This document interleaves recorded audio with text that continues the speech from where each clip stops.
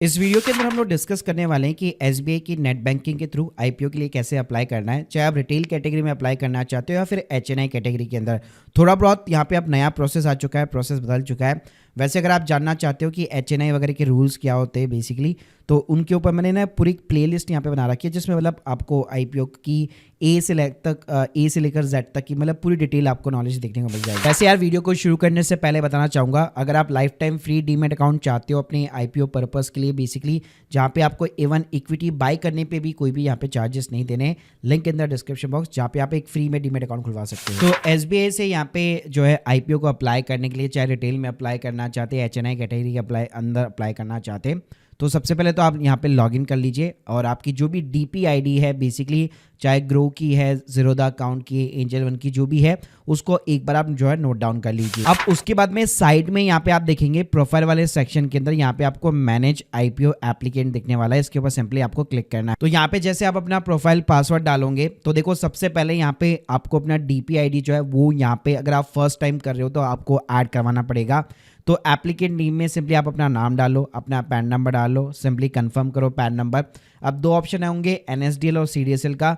Normally जो है आपको 99% केस में सीडीएसएल का ही अकाउंट दिखता है, तो चाहे मैं अगर ज़ीरोधा की बात करूँ, ग्रो की बात करूँ या एंजल वन की भी बात करूँ, तो सीडीएसएल बटन पे क्लिक करके आपका जो डीपी आईडी था, जो आपको मैंने स्टार्टिंग ऑफ द मतलब वीडियो बताया था, वो आप यहाँ पे जो है 15 डिजिट का जो अपना डीपी आईडी पुट कर सकते हो। अगर आप कोटक सिक्योरिटी वगैरह यूज़ में लेते हो तो नॉर्मली वहाँ पे आपका एनएसडीएल का अकाउंट होता है, तो वहाँ पे ना आपको डीपी आईडी भी डालना पड़ेगा और क्लाइंट आईडी भी डालना पड़ेगा। लेकिन सीडीएसएल में सीधा 15 डिजिट का जो पूरा अपना डीपी आईडी है वो आप पुट कर दीजिए। तो यहाँ पे इस तरह से ना अलग अलग आप जो है प्रोफाइल वगैरह अपनी जो है क्रिएट कर सकते हो बेसिकली, अलग अलग पर्सन्स की। लेकिन मैं बताना चाहूँगा जिस बंदे का अकाउंट है बेसिकली, वही केवल जो है अपने नाम से यहाँ पे आईपीओ के लिए भाई अप्लाई करना। अब जैसे आपका ना यहाँ पे IPO basically as a applicant आप यहाँ पे ऐड हो जाते हैं, उसके बाद क्या करना है, आपको ऊपर ना ई सर्विस के अंदर जाना है। यहाँ पे आपको जो है यहाँ पे देख सकते हो आप एएसबीए का आपको ऑप्शन देखने को मिल जाएगा। यहाँ पे अगर आप देखोगे तो तीन ऑप्शन आपको दिखेंगे, आईपीओ का इक्विटी राइट्स का ऑप्शन दिखेगा, तो सबसे पहले इसी के ऊपर आपको क्लिक करना है। जो रनिंग आईपीओ होंगे वो आपको इसी पे दिखेंगे। तो वैसे आप देखोगे तो यहाँ पे नॉर्मली आपको सारे आईपीओ देखने को मिल जाएंगे, लेकिन यहाँ पे एसबीआई की तरफ से ना एक नया वर्जन भी आया है बेसिकली, मतलब थोड़ा सा हल्का सा प्रोसेस के अंदर चेंज हुआ है, तो वो भी मैं आपको एक बार बता देता हूँ।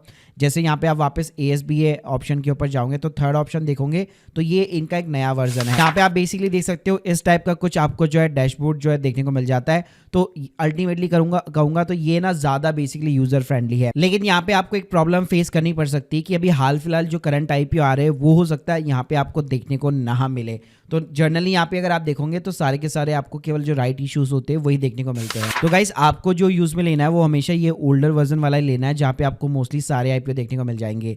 तो यहाँ पे आप देख सकते हो जितने भी लेटेस्ट आईपीओ वो सारे आपको आईपीओ ओपन डेट और क्लोज डेट देखने को मिल जाती है।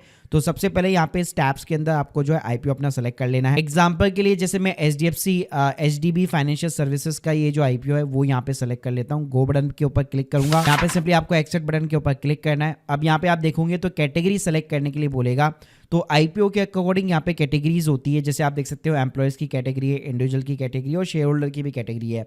तो एज ए इंडिविजुअल हम लोग यहाँ पे अप्लाई करने वाले हैं। तो यहाँ पे आप देख सकते हो पूरी डिटेल्स आ जाएगी उस आईपीओ की कि कितना यहाँ पे जो है प्राइस बैंड वगैरह रहेगा, प्लस कितने मिनिमम लॉट्स वगैरह के अंदर मतलब कितने शेयर होंगे, तो वो सारी डिटेल्स यहाँ पे आपको देखने को मिल जाती है। अब यहाँ पे सिंपली आपको करना है क्या है, यहाँ पे सेलेक्ट रजिस्टर्ड एप्लीकेंट बटन के ऊपर क्लिक करना है। यहाँ पे आप देखोगे आपको प्रोफाइल देखने को मिल जाएगी जो स्टार्टिंग के अंदर हम लोगों ने सेव कराई थी। तो उस प्रोफाइल को आप सिंपली यहाँ पे सेलेक्ट कर लीजिए। आपको यहाँ पे 3 बिट के ऑप्शन दिए गए रहते हैं, तो आप सिंपली 1 बिट के ऊपर भी लगा सकते हैं। तो क्वांटिटी के अंदर मान लीजिए अगर आप रिटेल वाली नॉर्मल अगर आप कैटेगरी में लगाना चाहते हैं 15,000 के नीचे, सिंपली आपको नीचे ऊपर जो ऑप्शन देखने को मिल जाते हैं, आप यहाँ पे क्वांटिटी डालिए, अपने आप यहाँ पे बिट की वैल्यू हो जाएगी। और कट ऑफ प्राइस के ऊपर हमेशा चेक बॉक्स लगा के रखना है। और नीचे आपका अकाउंट नंबर आपको शो कर रहा होगा, तो सीधा सबमिट करते ही आपके एज ए रिटेल कैटेगरी के अंदर आईपीओ की एप्लीकेशन यहाँ पे सबमिट हो जाएगी। लेकिन मान लीजिए अगर आप एज ए एचएनआई यहाँ पे अप्लाई करना चाहते हैं तो उस केस में बड़ा ही सिंपल प्रोसेस है। प्रोसेस वही रहेगा सेम, हम लोगों ने प्रोफाइल यहाँ पे जो है सेलेक्ट कर लेनी है। उसके बाद में क्या करना है, क्वांटिटीज़ के अंदर पहले हम लोग मिनिमम यहाँ पे डाल रहे थे, जैसे 20 शेयर यहाँ पे डाल रहे थे। तो यहाँ पे अगर आप 2 लाख से ऊपर की एप्लीकेशन लगाते हो तो अल्टीमेटली वो एज ए HNI यहाँ पे अप्लाई किया जाता है। तो आपको जो बहुत सारी IPO की यहाँ पे जो बेसिकली वेबसाइट होती है, वहाँ पे क्या होता है ना, नीचे की साइड में अगर आप जाते हो तो यहाँ पे आपको एप्लीकेशन के अंदर मिनिमम कितने शेयर लगाने जिससे कि आप बेसिकली HNI के अंदर अप्लाई कर सकते हो, वो आपको देखने को मिल जाता है। जैसे यहाँ पे आप देख सकते हो 280 शेयर है यहाँ पे। तो मैं क्या करूँगा, पिछली बार मैंने 20 लगाए थे, उसकी जगह अगर यहाँ पे मैं 280 यहाँ पे पुट कर देता हूँ तो देख सकते हो आप 2 लाख के ऊपर मेरी एप्लीकेशन जा चुकी है। और जो कट ऑफ प्राइस है ना, वो भी आपका ये चेकबॉक्स अनेबल नहीं होगा क्योंकि अब आप एज ए HNI यहाँ पे अप्लाई कर रहे हो बेसिकली। तो 2 लाख के ऊपर जाते ही अपने आप ये एप्लीकेशन को एज ए HNI यहाँ पे कंसिडर करने लगता है। और इसी तरह से अगर आप मान लीजिए 2 लाख के ऊपर, 5 लाख के ऊपर या 10 लाख के ऊपर भी एप्लीकेशन यहाँ पे लगाना चाहते हैं बेसिकली, तो इस तरह से आप प्रोसीडिंग वगैरह यहाँ पे कर सकते हो। आप अपने अकॉर्डिंग यहाँ पे क्वांटिटी चूज कर सकते हो और जैसे यहाँ पे आप सबमिट करोगे उतना अमाउंट जो है आपके अकाउंट के अंदर यहाँ पे फ्रीज हो जाता है, डेबिट नहीं होता है लेकिन एक तरह से ब्लॉक हो जाता है। इसके बाद में लेट सपोज अगर आप किसी भी IPO की एप्लीकेशन को एडिट वगैरह करना चाहते हो तो यहाँ पे एडिट का भी आपको ऑप्शन देखने को मिल जाता है, जो भी आपने एप्लीकेशन यहाँ पे सबमिट की होगी। लेकिन मैं बताना चाहूंगा HNI एप्लीकेशन के अंदर आप एडिट नहीं कर पाओगे, सिर्फ रिटेल के अंदर कर पाओगे।